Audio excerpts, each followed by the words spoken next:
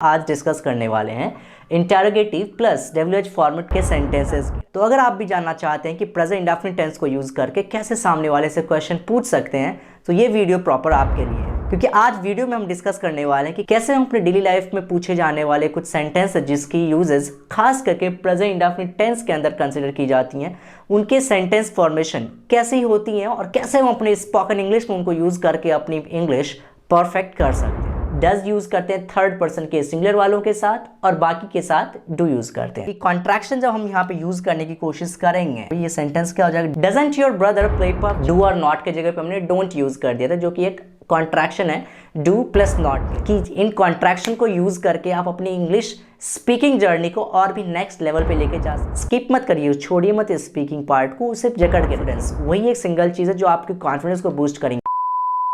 Hi everyone, welcome back to our YouTube channel Learn English with Fun. Well, this is going to be the part 4 for present indefinite tense. This is also known as simple present tense. इसके दो नाम हैं, present indefinite tense और दूसरा क्या है, simple present tense.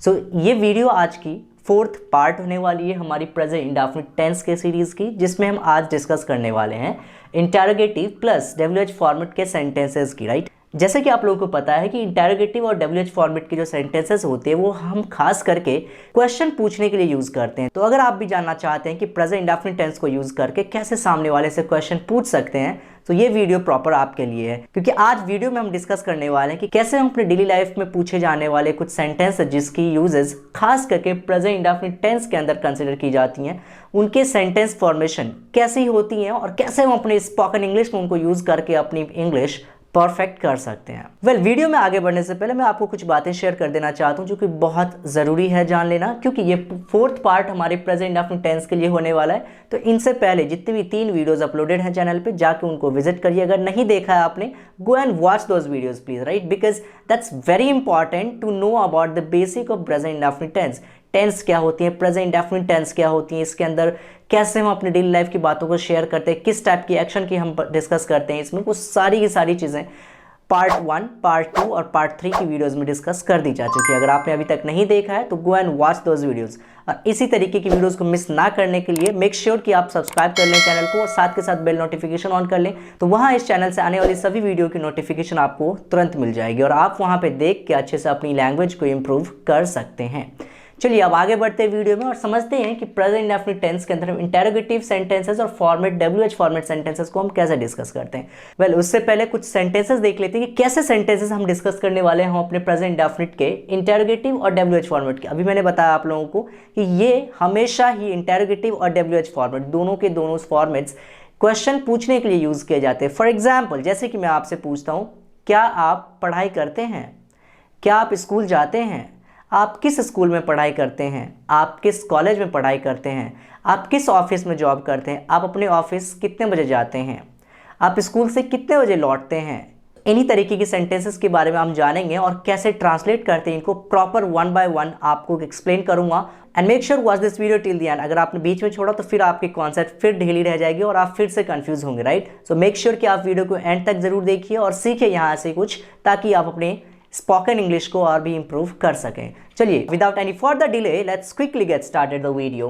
Let's see here for the interrogative sentences, ऐसे sentences को बोलते हैं जिसकी शुरुआत किससे होती है, हिंदी में क्या वर्ड से होती है, और जिसका आंसर हमेशा कैसा होता है, यस या फिर नो। जैसे कि अगर मैंने आपसे पूछा क्या आप पढ़ाई करते हैं, आपका आंसर होगा यस या फिर नो। मैंने अगर आपसे पूछा क्या आप स्कूल जाते हैं, आपका आंसर होगा यस या फिर नो। मैंने बोला क्या आप पबजी खेलते हैं, आपका आंसर होगा यस या फिर नो। तो इस तरीके की सेंटेंस जिसकी शुरुआत क्या से हो और उसके आंसर कैसे होंगे, यस या फिर नो, तो इस तरीके की फॉर्मेट को हम इंटरोगेटिव का फॉर्मेट मानते हैं। और ऐसे सेंटेंसेस को यूज करने के लिए हमें इन दोनों स्ट्रक्चर को फॉलो करना होगा। तो सबसे पहला स्ट्रक्चर क्या है, पॉजिटिव सेंटेंस के लिए हमारा जो स्ट्रक्चर है वो ध्यान दीजिए, डू और डज। याद रखिएगा स्लैश का मतलब होता है या तो ये या फिर वो, राइट। तो स्लैश का मतलब यहाँ पे यही है, या तो डू यूज करिए सेंटेंस में या फिर डज यूज करिए, फिर सब्जेक्ट, फिर V1 और ऑब्जेक्ट। इसी तरीके से हमारा नेगेटिव फॉर्मूला भी है यहाँ पे, do does plus subject plus not plus V1 plus. हालांकि इन फॉर्मूले को हमें ज़्यादा डिस्कस नहीं करना, हम डायरेक्ट चलते हैं अपने एग्जाम्पल की तरफ ताकि हम इनको अच्छे से समझ पाएं। So I write an example for you all that if I write an example right now here that क्या आप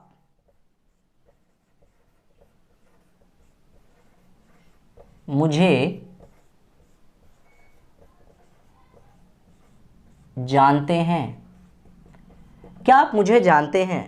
ना just identify the format, right? Format को भी आइडेंटिफाई करिए, ये किस फॉर्मेट का हो सकता है, क्या से शुरुआत हो रही है, और इसका आंसर हमेशा यस या फिर नो में ही दिया जा सकता है। क्या आप मुझे जानते हैं? आपका आंसर क्या होगा, या तो यस या फिर नो। अगर आप मुझे जानते होंगे तो यस बोलेंगे, अगर नहीं जानते होंगे तो नो बोलेंगे प्रोबेबली, राइट? तो ये हमारा फॉर्मूला किस पार्ट का होगा, पॉजिटिव सेंटेंस के लिए होंगे, राइट? तो पॉजिटिव सेंटेंस के लिए फॉर्मूला देख लीजिए अब क्या है यहाँ पे, डू या फिर डज, राइट? तो according to the subject we have to choose, right? Subject देखिए पहले क्या, फिर according to, so accordingly we have to select our helping verb. Do और डज के लिए मैंने लास्ट वीडियो में बताया था, जाके फटाफट देख लीजिए अगर नहीं देखा आपने उस वीडियोस को तो। हालांकि मैं अभी शॉर्ट में आपको एक्सप्लेन कर देता हूं। डज हम अपने थर्ड पर्सन के सिंगुलर सब्जेक्ट के साथ यूज करते हैं, जैसे कि ही, शी, इट, या फिर कोई सिंगल नाम की हम बात कर लें, या फिर कोई भी एक सिंगल ऑब्जेक्ट की हम बात कर लें। बाकी सभी सब्जेक्ट के साथ हम डू को यूज करते हैं, राइट? आई होप कि ये क्लियर हो चुकी होंगी अभी। तो अभी के लिए अभी आप ये समझ लीजिए कि आई, वी, यू, दे, इनके साथ डू यूज करेंगे, और ही, शी, इट और किसी सिंगुलर के साथ हम डज यूज करेंगे। तो यहाँ पे सब्जेक्ट क्या होने वाला है, यू। यू के साथ अभी मैंने बताया आपको कि डू यूज करेंगे। अगर आपने इस कॉन्सेप्ट को नहीं पढ़ा है तो पिछली वीडियो ही देख लीजिए, थर्ड पार्ट की वीडियो देखिए, आपको सारी चीजें वहां पे एक्सप्लेन कर दिया गया है। आपको सारी चीजें वहां पे समझ में आ जाएंगी कि कैसे यूज किया जाता है डू और डज को। चलिए अब इसको फॉर्म करते हैं, डू या डज। पहले हम शुरू इसी से करेंगे, डू या डज से। तो do and after that we have to put here you. अब देखिए यहाँ पे V1 क्या है, V1 इज द जानते हैं। यहाँ पे जो लिखा गया है जानना क्या है, एक यहाँ पे काम की बात कर रहे हैं या फिर एक्शन की बात कर रहे हैं। तो इसकी इंग्लिश क्या होती है, KNOW, नो। कि नो नहीं पढ़ेंगे इसे, K is silent here, this is called no, KNOW, no. Do you know, उसके बाद हमें ऑब्जेक्ट यूज करना है me. Do you know me, this is exactly the correct sentence here now. Now अगर इसी को हमें नेगेटिव फॉर्म करना है तो हम कैसे करेंगे, do you not know me, do you not know me. I hope this is clear. Let me put a straight line between these so that it doesn't get mixed. See here, now it would be very brighter and clearer than before, right? Let's see this now. So do you not know me, अब इसी को हम short में क्या बनाएंगे, इसे do और not को हमने कॉन्ट्रैक्ट करके क्या सीखा था अभी, don't you know me. Put a question mark at the end of sentence, right? When you are writing this, make sure कि आप लास्ट में क्वेश्चन मार्क जरूर पुट करें, क्योंकि क्वेश्चन मार्क हमारी चिन्ह होती हैं, एक प्रश्नवाचक चिन्ह होती है जिसकी वैल्यू बहुत ज़्यादा है while writing it, right? जब भी आप चीज़ों को लिख रहे हैं तो याद रखिए हमेशा कि वहाँ पे क्वेश्चन मार्क जरूर ऐड करें, बिकॉज दैट्स वेरी इंपॉर्टेंट। कई एग्जामिनेशन में आपके इसके लिए भी मार्क्स डिडक्ट कर लिए जाते हैं, तो इस चीज़ को आप ध्यान रखिए। Okay, now the next thing we will see here कि ऐसे कई सारे सेंटेंसेस होंगे जो अपनी डेली लाइफ में आप यूज करते हैं, और चलिए उन्हीं में से कुछ और एग्जांपल्स लेके देखते हैं। जैसे कि अभी हमने आपसे पूछ लिया, क्या आप स्कूल जाते हैं? मैंने बोला क्या आप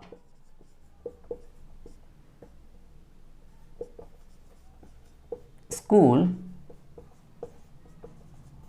जाते हैं?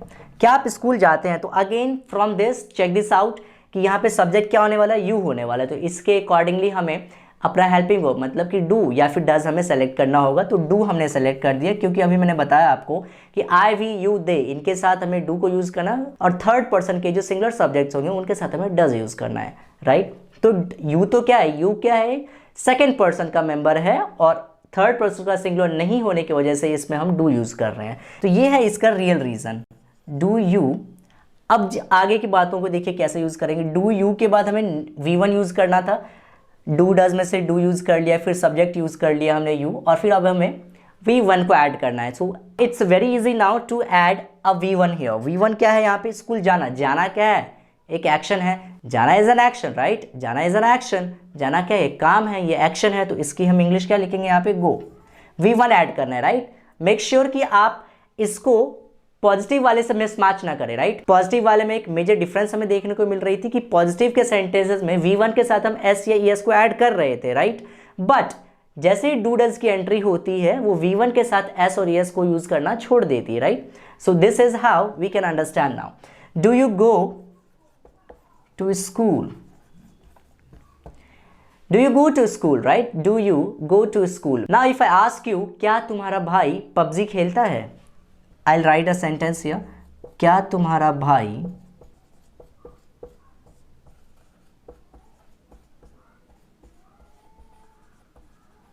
पबजी खेलता है, right. Sometimes we get a chance to use this sentence, right? Sometimes we get chances to use these kind of sentences as well in our daily life. So you must learn how to make it. क्या तुम्हारा भाई PUBG खेलता है? Of course ये एक हम habit की बात कर रहे हैं कि क्या उसकी ऐसी हैबिट। तो इस चीज़ की बात करने के लिए हमें प्रेजेंट इंडेफिनिट टेंस की हेल्प लेनी होगी, और इसमें भी कौन सा हेल्प लेना पड़ेगा हमें, इंटरोगेटिव का फॉर्मेट पॉजिटिव। देखिए अब, क्या तुम्हारा भाई पबजी खेलता है, तो यहाँ पे सब्जेक्ट कौन है, काम करने वाला कौन है, तुम्हारा भाई, मतलब कि your brother.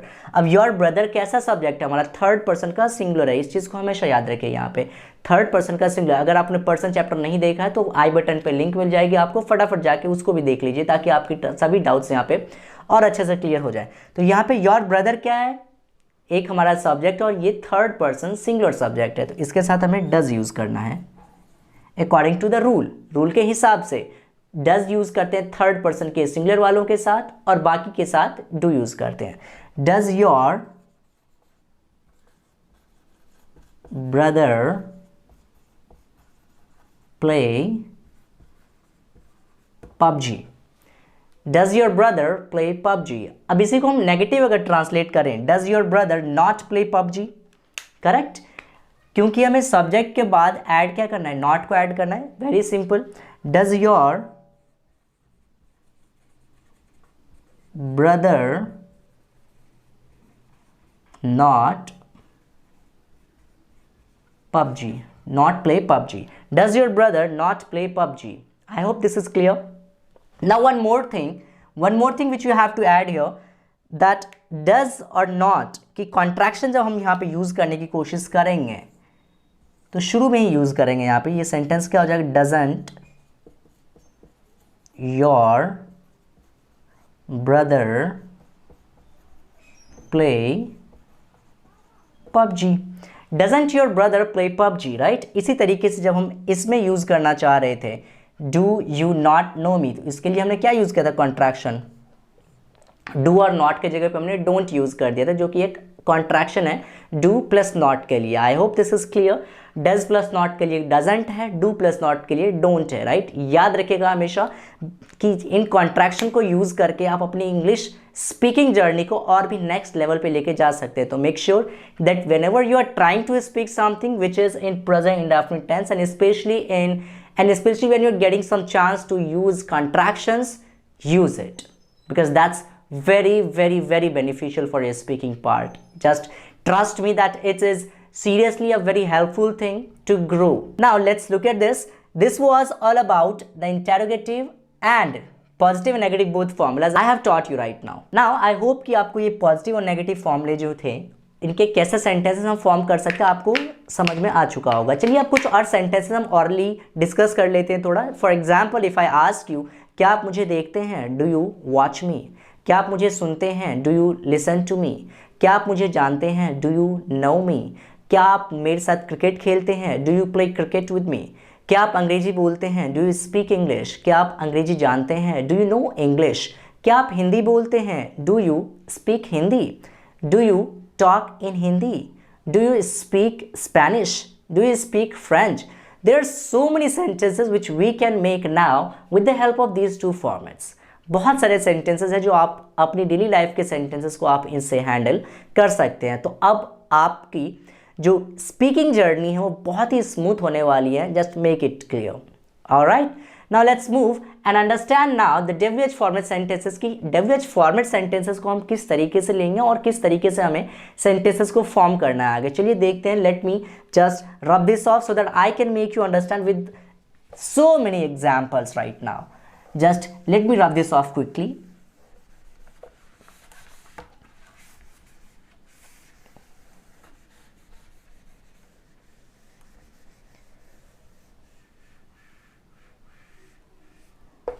Alright, now we are set to learn WH format sentences. WH format sentences को सीखने से पहले मैं एक चीज़ और क्लियर कर देता हूँ आप लोगों के सामने कि WH फॉर्मेट सेंटेंसेस होते क्या हैं। तो ऐसे सेंटेंसेस जो हमारे क्वेश्चन प्रोड्यूसिंग वर्ड सेंटेंस के बीच में आ जाए, कहाँ आ जाए, मिडिल में आ जाए, सेंटेंस के मिडिल में आ जाए, हिंदी सेंटेंस के मिडिल में आ जाए, और उसमें कुछ रीज़न देने के बाद ही उसका आंसर कंप्लीट हो, राइट।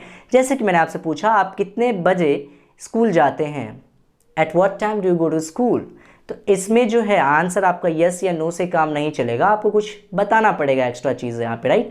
तो इस तरीके के सेंटेंसेस को हम क्या बोलेंगे, WH फॉर्मेट के सेंटेंस बोलेंगे, राइट। अगर आप यहाँ पे गौर फरमाएंगे, यहाँ पे आपको पता चलेगा कि आपका जो क्वेश्चन प्रोड्यूसिंग वर्ड है सेंटेंस, वो सेंटेंस के बीच में आया है, राइट, ना तो शुरू में ना ही लास्ट में आए, ये कहीं ना कहीं बीच में आते हैं। तो इसी तरीके के जो सेंटेंसेस होंगे उसको हम क्या बोलेंगे, WH format sentences. I hope this is clear. तो ऐसे सेंटेंस है जब हमें ये पता चले कि क्वेश्चन प्रोड्यूसिंग वर्ड सेंटेंस के मिडिल में या फिर बीच में किसी भी जगह पे आ रही हैं, मतलब कि शुरू में ना आए, कहीं पे भी बीच में आ जाए, तो ऐसे सेंटेंसेस को हम WH फॉर्मेट के ही कैटेगरी से बनाएंगे। I hope this is clear, right. Now let's take an example to understand it more clearly. See, आप क्रिकेट क्यों खेलते हैं, आप क्रिकेट क्यों खेलते हैं। अब यहाँ पे एक चीज़ बताइए आप लोग कि क्रिकेट क्यों खेलते हैं, इसमें क्वेश्चन प्रोड्यूसिंग वर्ड क्या है। आई होप कि आपका भी आंसर यही होगा, क्यों। और ये ध्यान से देखिए, कहीं ना कहीं ये बीच में ही आ रही है चीज़ें, राइट, शुरू में तो नहीं आ रही है ना तो लास्ट में आ रही है, ये कहाँ आ रही है, कहीं ना कहीं बीच में आ रही है सेंटेंसेस के। तो ऐसे सेंटेंसेस को हम कौन सा फॉर्मेट में रखते हैं, WH फॉर्मेट में, राइट। तो WH फॉर्मेट हमारे ऐसे सेंटेंसेस कहलाते हैं जहाँ पे क्वेश्चन प्रोड्यूसिंग वर्ड सेंटेंस के बीच में आ जाए। I hope this is clear. Now let's try to make it in English. How can you make it? To convert this sentence into English we have to use firstly WH word. सबसे पहले हमें WH word को use करना पड़ेगा। तो यहाँ पे question producing जो वर्ड है उसकी इंग्लिश क्या हो जाएगी, विदाउट एनी हेजिटेशन, वाई। इसकी इंग्लिश हो गई वाई। अब चलिए हमें चेक करना है, डू और डज यूज करेंगे। डू और डज में से क्या यूज करना है हमें, इसके लिए हमें जानना होगा हमारा सब्जेक्ट। तो सब्जेक्ट क्या है, यू। यू के साथ क्या लगाते हैं, डू या does. I hope your answer would also be do. Do is the correct answer. So why do, उसके बाद सब्जेक्ट ऐड करना है हमें, why do you focus here. पहले WH वर्ड ऐड किया, फिर डू और डज में से एक को यूज़ किया हमने, फिर सब्जेक्ट ऐड किया, फिर V1 और फिर ऑब्जेक्ट। तो यहाँ पे V1 क्या है, खेलना क्या है, यहाँ पे काम की बात हो रही है, किसी एक्शन की बात हो रही है। खेलना यहाँ पे काम है, खेलने को इंग्लिश में क्या बोलेंगे, play. And after that cricket. I hope it is clear. Why do you play cricket, why do you play cricket. अब इसी को अगर हमने नेगेटिव में बनाने की कोशिश की, आप क्रिकेट खेलते हैं, सॉरी, आप क्रिकेट क्यों खेलते हैं, या फिर मैंने आपसे नेगेटिव इसका बनाया, आप क्रिकेट क्यों नहीं खेलते हैं। इसके लिए हमें फॉर्मूला यहाँ से लेना होगा, राइट। सब्जेक्ट के बाद तुरंत हमें ऐड करना है नॉट। Very simple. सब्जेक्ट के तुरंत बाद हमें क्या ऐड करना है, नॉट को ऐड करना है। चलिए नॉट ऐड करके अब देखते हैं। So the sentence will be, why do you not play cricket? Why do you not play cricket, right? This is the complete sentence here. Now you can use here contraction. आप contraction use करना चाहते हैं, अपनी English को और enhance करना चाहते हैं, तो सीखिए ये चीज़। Why don't you play cricket? Why don't you play cricket? Why don't you play cricket? I hope this is clear. For example, like there are so many examples you can use in your daily life, right? बहुत ही ज़्यादा बार हम use करते हैं ऐसे tenses, right? But इतने सारी sentences को हमें कवर करना पॉसिबल नहीं है, but will try our best कि हम बहुत सारे एग्जाम्पल्स आपके सामने लेके आए और सभी सेंटेंसेस को आपको करके बताएं कि कैसे उनके सॉल्यूशन होती है, कैसे उनको हम अंग्रेजी में बोल सकते हैं, इंग्लिश में उनको यूज़ कर सकते हैं। Now let's take some more examples which are related to our daily life activities. जैसे कि मैंने आपसे बोला, क्या आप अंग्रेजी बोलते हैं, डू यू स्पीक इंग्लिश। आप अंग्रेजी क्यों नहीं बोलते हैं, why don't you speak English. Focus here. Why don't you play cricket, आप क्रिकेट क्यों नहीं खेलते हैं, आप अंग्रेजी क्यों नहीं बोलते हैं, why don't you speak English, why don't you speak English. This is how you can make your sentence, right. आप हिंदी क्यों बोलते हैं, why do you speak Hindi, आप हिंदी क्यों नहीं बोलते हैं, why do you not speak Hindi, या फिर why don't you speak Hindi. I hope this is clear, right? So in our daily life activities, there are so many examples which you also can make now by understanding and by following these formulas, by following these structures. इन चारों structures को follow करके आप भी बहुत सारे sentences prepare कर सकते हैं जिसमें question करने की बात हो, right? आप स्कूल क्यों नहीं जाते हैं, why do you not go to, why don't you go to school, आप मेरे साथ स्कूल क्यों नहीं जाते हैं, why don't you go to school with me, आप उसके साथ स्कूल क्यों जाते हैं, why do you go to school with him। Like this we can make a number of sentences, right? Now we have completed almost 6 formulas of present indefinite tense. अभी तक के हमने टोटल 6 फॉर्मूले कंप्लीट कर लिए हैं within 4th part of this present indefinite tense. अगर आपने सभी वीडियोस नहीं देखे हैं, I'll request you to watch those videos ताकि आपकी बेसिक्स बहुत अच्छे से क्लियर हो जाए और आपको सारी चीज़ें अच्छे से समझ में आने लगे। So right now I hope कि आपको सारी चीज़ें अच्छे से समझ में आ चुकी होंगी और कैसे इनको यूज़ कर सकते हैं हम प्रेजेंट इंडेफिनिट को लेके अपने डेली लाइफ की एक्टिविटीज़ को संभालने के लिए, वो भी आपको अच्छी तरीके से समझ में आ चुकी होंगी। नाउ आई होप आप प्रेजेंट इंडेफिनिट टेंस को लेके आप प्रैक्टिस भी करेंगे। Go and make some exercises so that you can be very perfect at making those sentences, right. बहुत परफेक्ट हो जाए आप, और go and practice by speaking also, right. Don't skip that speaking part, skip मत करिए, छोड़िए मत speaking part को, उसे जकड़ के रखिए, because that is a single thing which can boost your confidence. वही एक सिंगल चीज़ है जो आपके कॉन्फिडेंस को बूस्ट करेंगे। This grammar and structures are just the medium that will help you to improve your mistakes. और स्पीकिंग तो वो चीज़ है जो आपको जब करेंगे तो मिस्टेक्स होंगे, और मिस्टेक्स को सुधारने के लिए आपको इनकी जरूरत पड़ेगी, right. That's why I am teaching you these all the rules, ताकि आप जब मिस्टेक्स करें तो आपको इंप्रूव करने का मौका मिले वहाँ पे, राइट। और आप भी अपने मिस्टेक्स को खुद पकड़ सकते हैं और अपने मिस्टेक्स को खुद इंप्रूव कर सकते हैं उन सभी चीज़ों को। I hope this is clear, right.